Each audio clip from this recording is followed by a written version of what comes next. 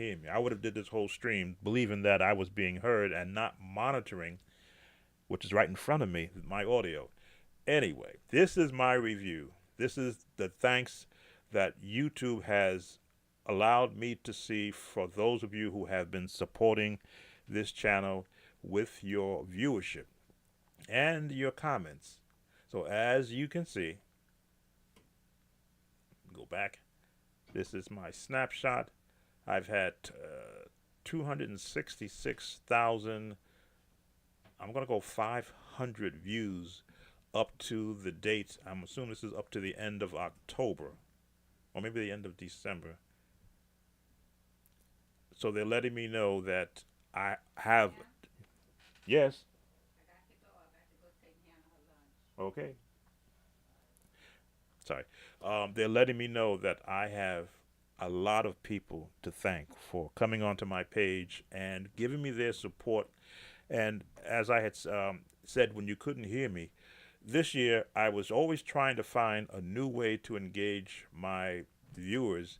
I've done a lot more lives than I've ever done. Now that I had I was able to upgrade the software to be able to go live and not have it, as they say, break on me. Added some different cameras for different angles. Added some lighting. If you watch, I'm able to turn off some of the lighting because I've got it right here on me. I also I like to monitor it, make sure that I'm getting the best view that you can see. Oh, thank you, Pede. Thank you. And I would ask that you share this channel with everyone in your area, and you will see why. So this is the snapshot: 684,000 watch minutes, 600 and 6,000. Wait, that's it. 684,000, right? Watch time minutes.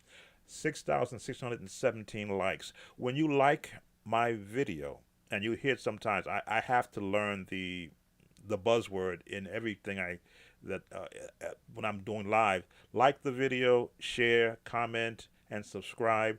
When you like a video on YouTube, YouTube algorithm looks at that and they will push it up amongst the millions of other videos so that other people can get a chance to see what it is you like. You can only put one like, as they say, per person, but your likes have pushed me up in the algorithm. I do go into YouTube and I want to see, compared to the higher subscriber and the higher viewership channels, can I compete with them? And you've been able to push me up, not from the bottom, because I've been here since 2006, but there are others who have come on uh, in later years towards me. They've got the bigger subscribers. I like to think they've got the younger subscribers, because I have an algorithm that lets me look at that also, what age group likes to come to see my channel, so I know where my demographics are. But I do appreciate the total likes because you have pushed me up in the YouTube algorithm, and my subscriber count is growing. So far this year, I've added 1,411 new subscribers, and we love subscribers. Those are people who have said, I want to know when something new comes from this channel. YouTube likes that, and I love that because that lets me know that in the world of competition for subscribers, I can compete. Just one new subscriber is always a joy because that's one more listening ear and watching eye that I didn't have. And this is up to the month of October, and I monitor my subscriber count every day because I do have analytics which I can look at. So, top video of the year. It's amazing to me how this one video, I Surrender All, made in I think 2012, every year has been the top video viewed on my channel. And every time I go back to that video and I look at it again and I go, I remember when I did that video, I was just freestyling it. There was no planned chord changes, no planned You know, sometimes I'll look at a song and I'll go, okay, I want to do an intro here, then I want to do this here. I just sat down and just started playing, and I said, what if I was just free willy nilly playing I Surrender All in whatever came to my mind, putting it in there. And it is still, for the past, I'm going to go, since that video was put up, the most viewed video I have. I want to see if I can do this. I want to go and see what the current count is. So let me change my view here so I can go to that video and see what the current viewership is. I believe it was over 200,000 the last time I looked. I'm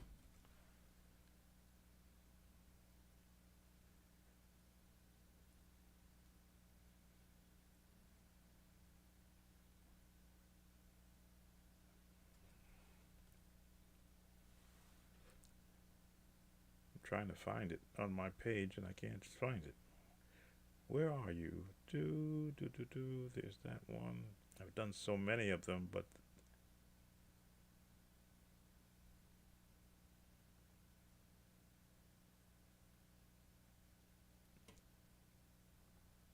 it doesn't show up. Let me spell it correctly.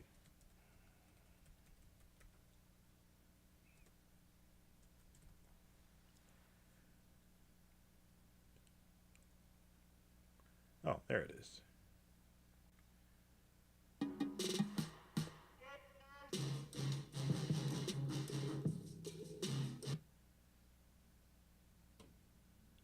No, that's not it either.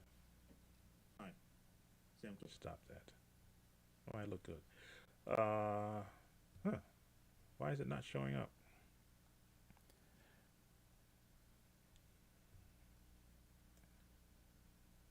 For some reason,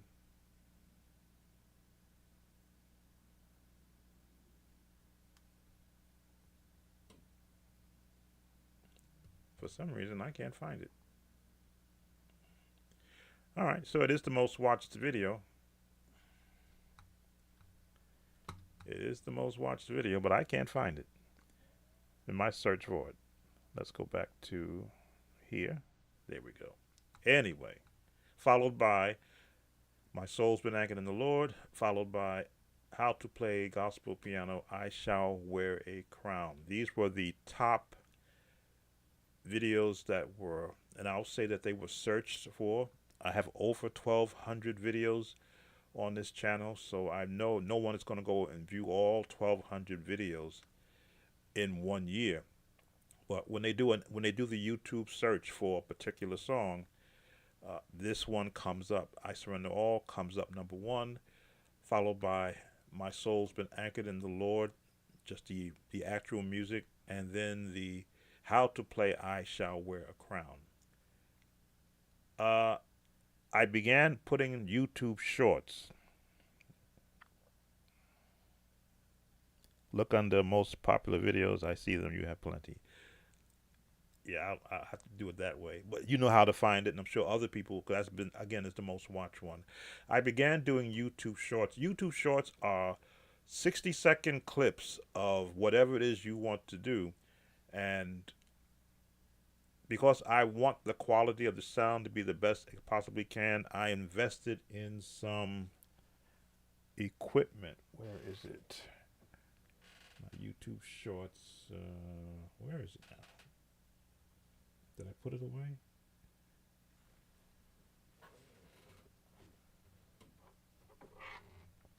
Here it is. I invested in an iRig. Here we go.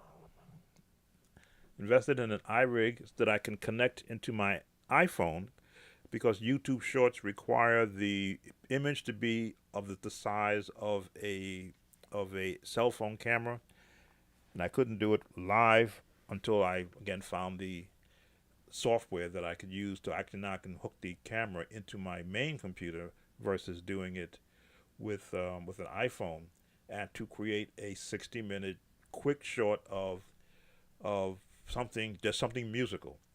And my short views are starting. I've got 21 loaded this year, and that's going to be something that I'm going to be putting a lot of more focus on, because the YouTube shorts are, they get the quickest audience in, I would say, an hour. And I think one of my shorts brought in 400 views in just 45 minutes. It wasn't the gospel bounce though. I think it was a little E flat minor jazz. I got to go back and look at my review, but um, I like the shorts theme, in that you can just put a quick 60-second what your channel is all about, and it jumps every other video out there, because shorts pop up. People are in a rush sometimes. Sometimes people just want to look at something interesting, and boom, they're gone. So I'm going to be doing more with the shorts in the future. I may do some shorts for this Christmas season. Also, I haven't done any for that. What I may do is look at some of the videos I've done and just take a snapshot, 60-second snapshot of some of those, and put them out there. Next is our, okay, the likes and the minutes. They say, thank you for your support. I couldn't have made this year happen without you. You will see this one. I believe I posted this one. No, I couldn't post this one in the on the post page. All-time highs, days since your first upload, 5,910 days since my first upload back in 2006. And I believe I uploaded myself playing on the Casio piano, which I still have. And I may just bring that out of mothballs. It's in the closet down here in the basement in my studio, and just set it up and let you see where it all started. I love that piano. It was a very sturdy piano. Um, at that time, I think it cost $600 out of Sam Ash. I had to pay for it on time because I wasn't making that much money. But that piano is the most rugged piano I've ever had. It had a tremendous sound for its size, and when you put it through a good amplifier, you couldn't tell if you were playing on a Yamaha piano. That's how well it's crafted that piano was. And with 88 keys, and it was, I think it weighed about 40 pounds, so it was good traveling also. All-time likes, all-time comments, all-time shares. So 55,000.9 likes, 8,252 comments. Again, I love the comments. I was bad in the first part of it. I mean, I would just keep putting out video, video, video, video, and would never look at the comments until I began to look at the comments recently. I'll go the last 2 years, and I would look back and I go, people were complaining, well, maybe he doesn't care about the comment we left. And I had to go back and answer those comments. Please forgive me. In my early days, I was more concentrated in putting videos out than I was doing comments. So that's why I ask now, whenever you post a comment, I answer it the second that it comes up. I actually monitor comments right after I put up a video. So when I see one come up, I'll jump in and just answer right away. And of course, shares. Love it when people will share the channel. I think that is the last, right? That's the last of the YouTube um, summary of how well supported this channel has been, and I really do appreciate that. I really do appreciate that. Now we have some that are in here. Give you a chance to give me a chance to catch my voice. I can feel it getting raspy because if you know me in my past, I was one never to talk. I was a doer. I always wanted to be about doing something. Conversation wasn't my strongest suit, but I'm learning how to communicate. Looking at the comments, I want to make sure that I acknowledge those that are here. Missed anyone? Um, and of course, I love not just the playing of music, which has been a staple of my life. Probably a church musician from the age of 17, but involved in music since the age of 8 in high school, in public school. I always do the show and tell. Let's see.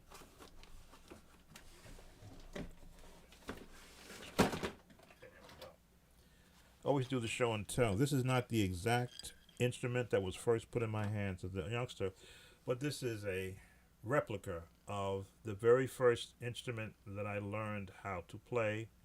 This was my introduction to music at 8 years old in high school, and I can still get notes out of it. Let's see if I can get Joy to the World out of it.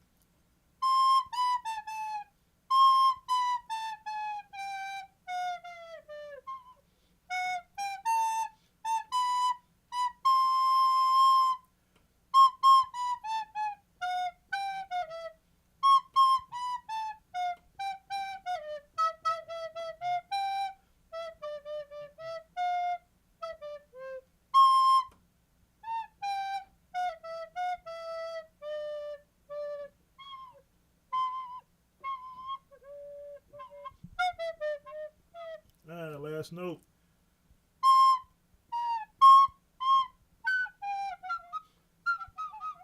Yeah. getting happy, I guess. I got that many notes. A joy to the world. But yes, this began music for me as a youngster, and I haven't stopped since. Again, I don't. You see me doing that. It's memory, remembering where the notes were, how to place it. Breathing is always was an issue with playing something like this. You can't get excited, but I was one of the best musicians in the school playing this because playing hot cross buns and roll roll roll your boat and Mary had a little lamb. Those are the only things they taught us, but those things stayed with me up until the point when I got into high school, and I got that in the back. Let me see if I can go drag that out. In my high school, junior high school, I was the only French horn player in the junior high school, and the music department of the school presented me with a brand new French horn when I graduated. And of course, I questioned because as a youngster, I never believed in taking anything that wasn't mine. They says, "No, this is for you to take home," and that was when I was 14. So that's what 42 years ago now. Yeah, I'm 62. Is that 42 years ago? 52 years ago. Wow. And I still have it. And I'm going to go dig that up. Let me put you right here.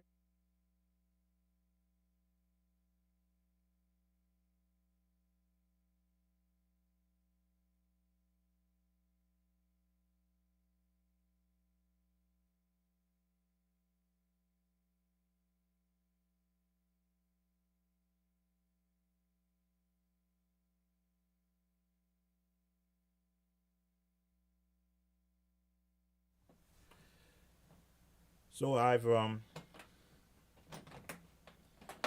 love sharing the musical journey that I've had the opportunity to participate in. Let me just change my scene.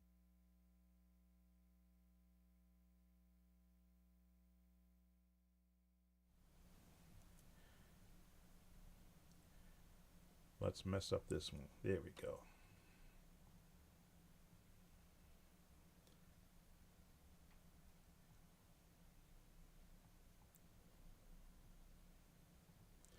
I can do this. So this is the Sam Talbert from high school. This is a French horn, one of the more difficult instruments to learn how to play. You might say I like to. There we go. Stay there. I always loved to be challenged, so I was the only French horn player in my high school, junior high school, and I was presented with this 50. As I'm 62, 66 now. Make sure I can add right. So 50, 48 years ago. Is that right? 46 years ago, 56 years ago. I was presented with this. As you can see, it still works because I've kept it in its case. It is a keepsake for me. I don't play it. It was difficult to play when I was a young musician. I had really had to be concentrated. Holding it, you had to hold it like this and play it at an angle and look at your music. And yes, I did play the 1812 overture with this one. No, high school I played the 1812 overture, and they switched me to mellophone because they didn't have a French horn, but they said they wanted me to switch to mellophone, which is sort of the same build, different key, a lot lighter, and a lot easier to play. But yes, this is the path musically that I took before piano. That's what's it is amazing. Just put them back in here.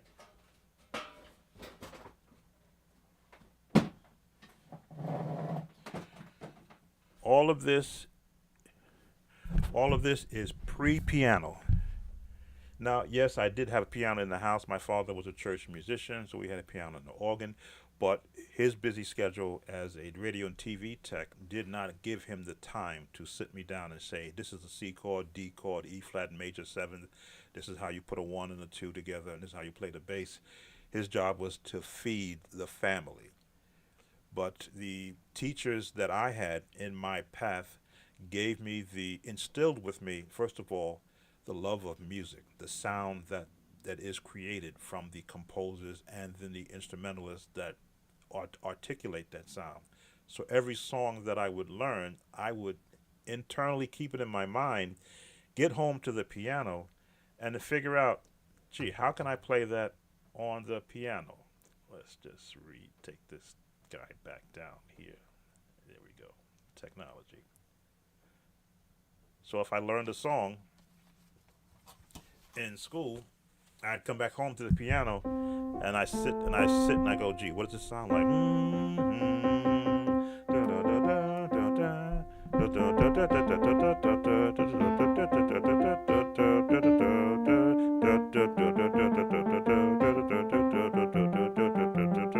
My part in the 1812 overture. So that was the building blocks to my being able to articulate.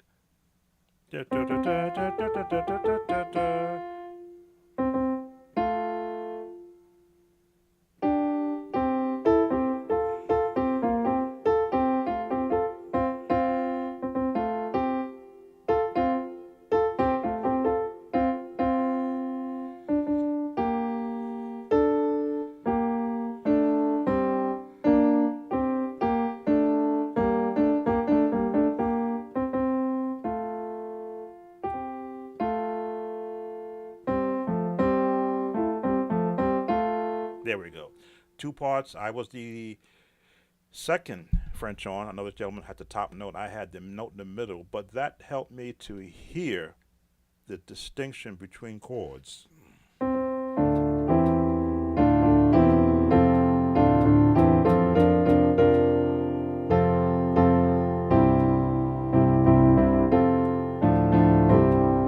So now I can hear the bottom, the middle, the top, and go to the piano, find those notes as comfortably as I can, and then once I got invested money in later years in chord books and fingering books, I began to understand what a scale was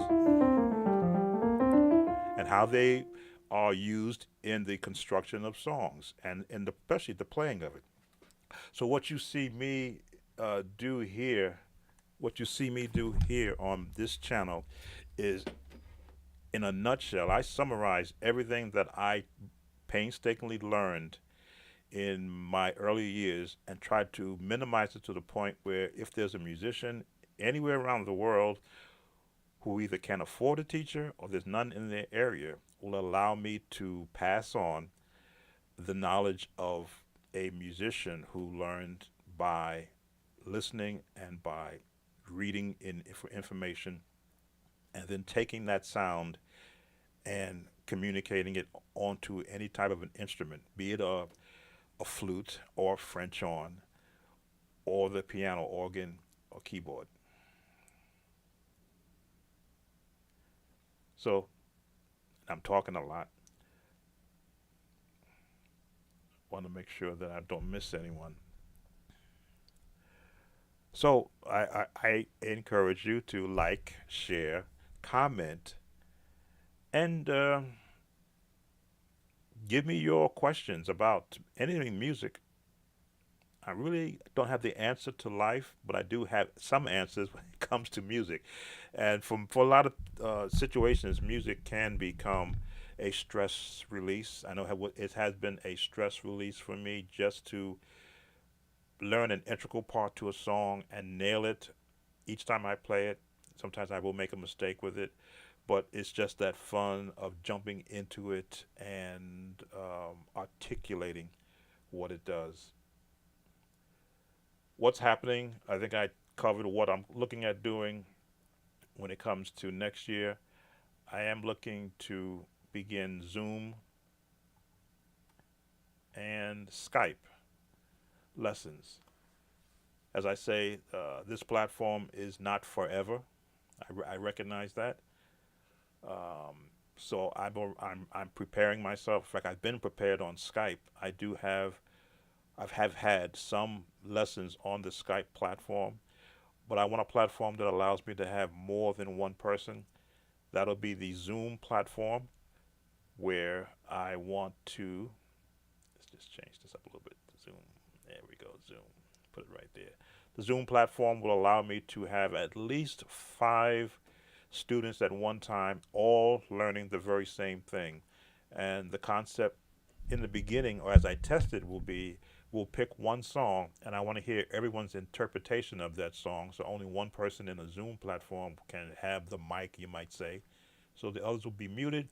I will listen to their take on a particular song, and then I will not critique it, but I will offer suggestions based upon how I hear it. Because generally, I can tell if a person practices by how they play melody. If I don't hear the melody, then I know that they don't practice scales. Not a critique, but just an observation. Because if you can play the melody of the song, which is basically a scale, you can find 100. Well, 100 is a kind of high number. Dozens of chord phrasing to put around that, and then you can go outside with what they call the reharm chords.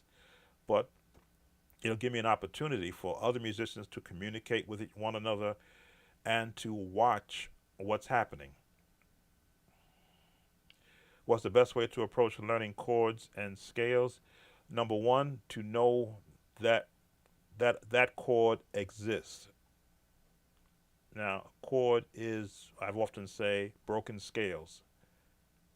You won't know what a chord is if you don't know what a scale is.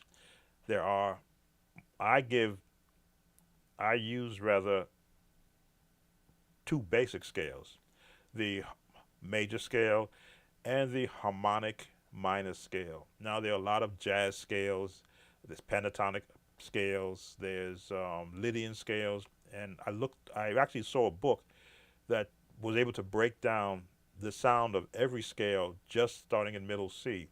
Now, I don't have the names of them, but I can show you what, again, you got to have a book in front of you to really understand this. Your major scale,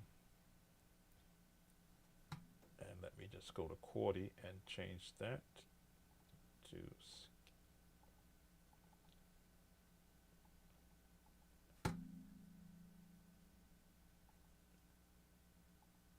there we go, change that to C. In a book, I saw where for all the different scale names, that's one scale, that's another scale, that's another scale, that's another scale, that's another scale, that's another scale. All of those are scales and they have names attached to them. Lydian, Well, I'm gonna have to get my book out to look at them. But those, just from every note, changing a note in each key and playing it straight through just on the white keys, those are the names of all the different crazy scales that you never really pay attention to out there. I only stress the major scale and the harmonic minor because my this deconstruction of gospel songs has found that those are scales that the songwriters are writing their songs in. If it's a major song, let me see.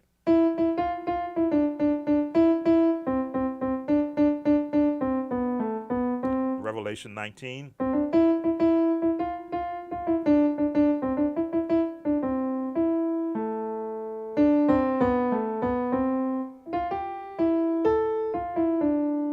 Changes.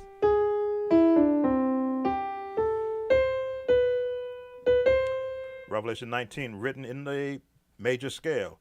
If you want to pick the Fred Hammond song, "Glory to Glory,"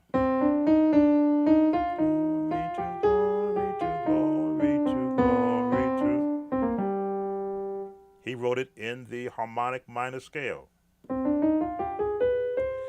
Or "I Will Celebrate" from Saints and Praise.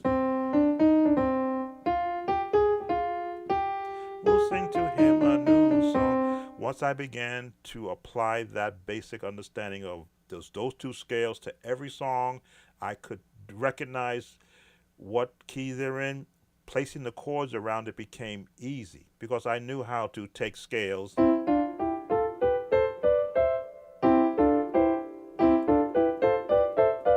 and break them up and find whatever chords are relative to those scales. I've covered this in a lot of my lives and in some of my videos, how to play the scale in gospel chords.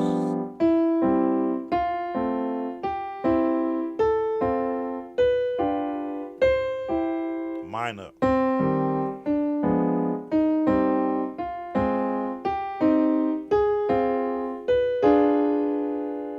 Or whichever way you want to go. If you like Richard Smallwood's song,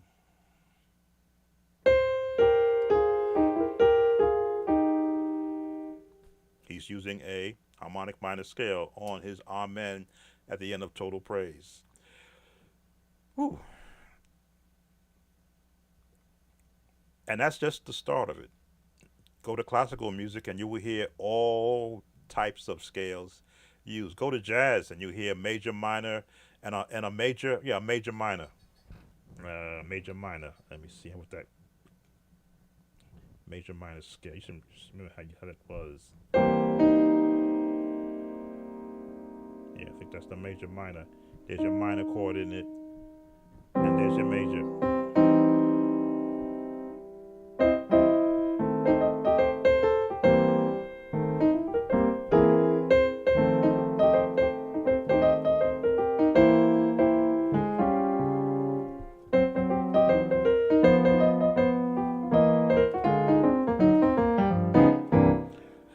So the secret is scales.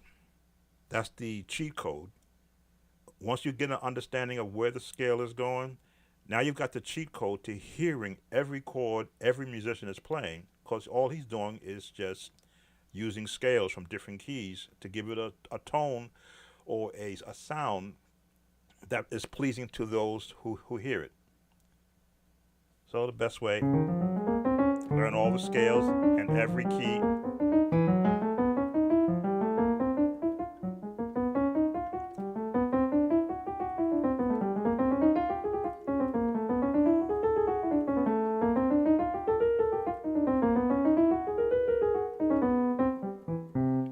And have fun when you're learning them, because when I practice scales,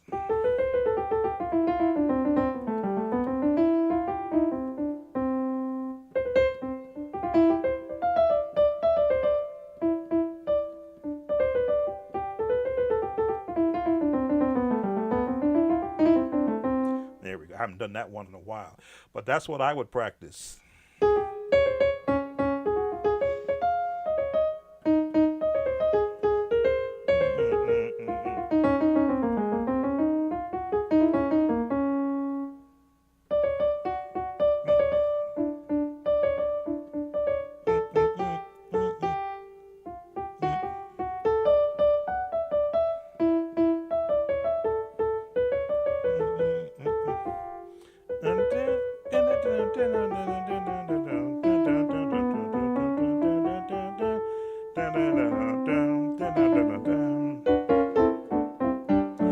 get the idea. Once you get a sense of how a scale can be played, you will develop your own practice. Of course, the church musicians love to put all their runs.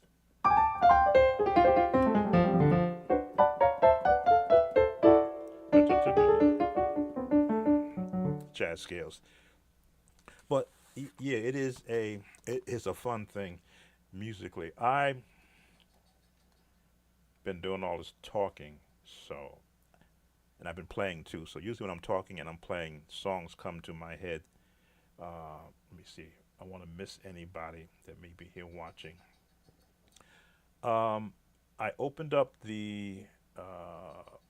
opened up this session playing the song, two versions of the song Emmanuel, the and they're both hymn book versions, two different eras though. I did a lesson video on the song um, Emmanuel by Norman Hutchin in the key of D major. That was fun doing that one. And I do want to play something for you. Let's do Jesus is the Light, done by Hezekiah Walker did it also, but was originally done by Butch Haywood out of Brooklyn, New York, a friend of mine. A friend of mine, and in the key of B flat. Jesus is the light, light of the world. He's what was the words? I forgot. The brightest way up. Jesus is the light of the world. I should know the words to that. So let's see if I can find it. I'm gonna do a little bit of it. I don't think I will get a YouTube recognition of it.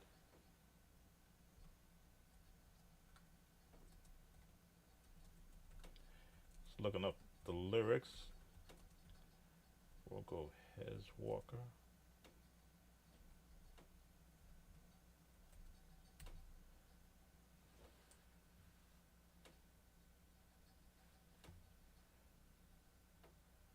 Searching for the lyrics.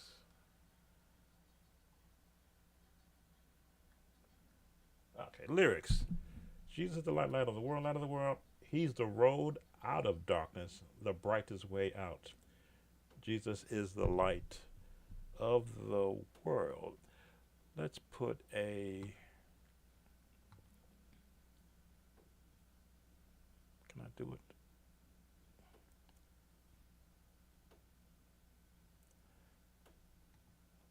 I'm going to put a screen of it here.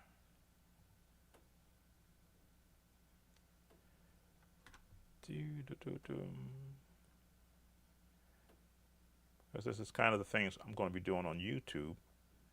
Not on YouTube, on Zoom. Let me do some cleanup here. That is the album. Now, of course, I learned this song. Is that more? Oh, yeah, that's the soprano part. There we go.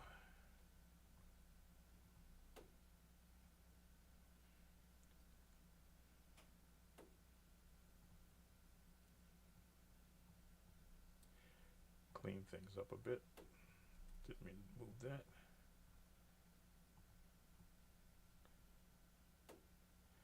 That's going to hide some of the other stuff there.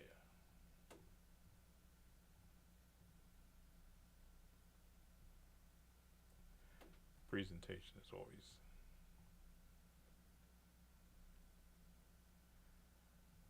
all right. Put a nice beat with it, and I'll do a little bit of it so that I don't affect the algorithm that much. Let's get to a poppy piano. I'm on a rock piano. There we go. And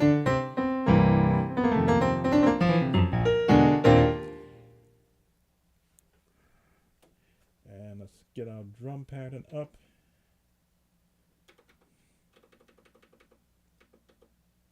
And this is what I would consider a practice session for musicians. Find a song that you're really comfortable with, and on your keyboard, if you have one that has drum patterns, get a nice corresponding drum pattern,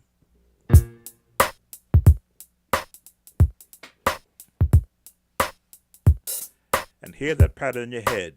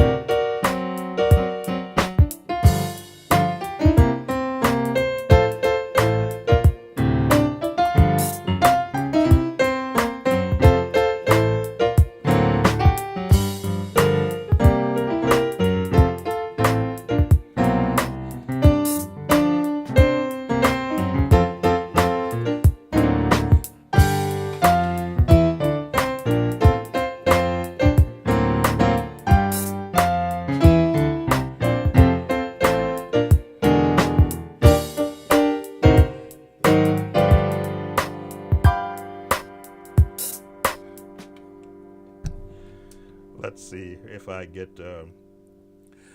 Let's see if I get a copyright notification on that one. I hope to think that it's the Christmas season.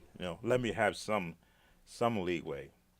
But yes, Jesus is the light of the world. Hezekiah Walker, originally penned by the great Butch Haywood from the institution, Professor Butch Haywood, the master of playing in B major, Butch Haywood. Yes, our friend, I'll say personal friend, because I have known him many, many years.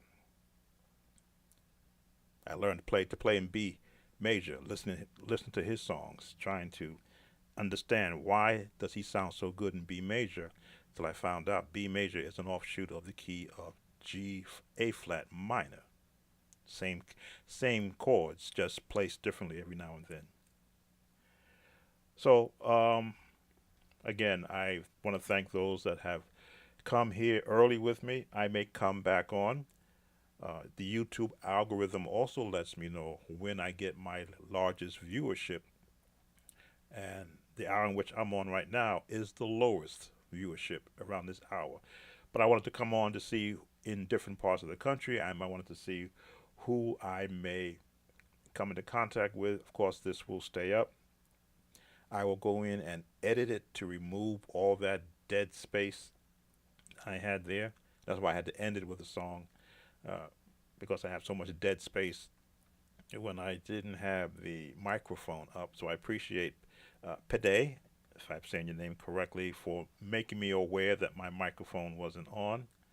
And also, Buddy Burnett, you were the first one, I believe, to let me know. And I'll be back. Be back. You can never go wrong by saying thank you.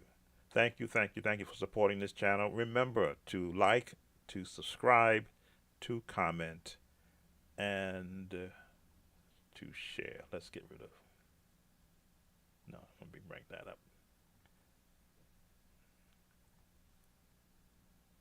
Clean the screen up a little bit. There we go. Be blessed, and I may get on maybe with earlier part of the afternoon if I don't have to go out. But I appreciate you all. Take care. See you later. Bye.